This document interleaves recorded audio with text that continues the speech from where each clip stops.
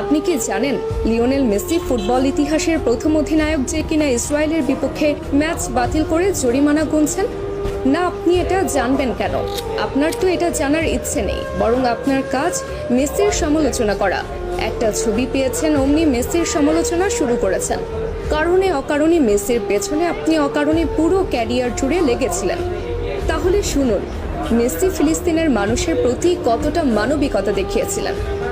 সাল 2018 রাশিয়া বিশ্বকাপের আগে আর্জেন্টিনা মাঠে নামবে ইসরায়েলের বিপক্ষে। সবকিছু ঠিকঠাক।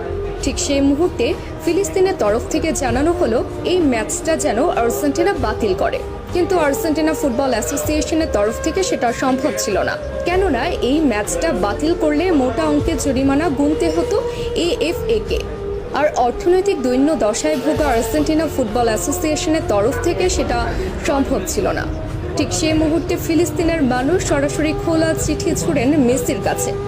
আর্জেন্টাইন অধিনায়ককে অনুরোধ জানানো হয় ম্যাচটা যেন বাতিল করে, এবং মেসি তাদের অনুরোধে সাড়া দিয়ে ম্যাচ বাতিল করেন এবং নিজ পকেট থেকে জরিমানা পরিশোধ করেন আর্জেন্টাইন ক্যাপ্টেন। সঙ্গে সঙ্গে ইতিহাসের প্রথম ক্যাপ্টেন হিসেবে ম্যাচ বাতিল করে জরিমানার টাকা পরিশোধ করে অনন্য দৃষ্টান্ত রাখেন লিও। এবার বলুন, কোন মেসিকে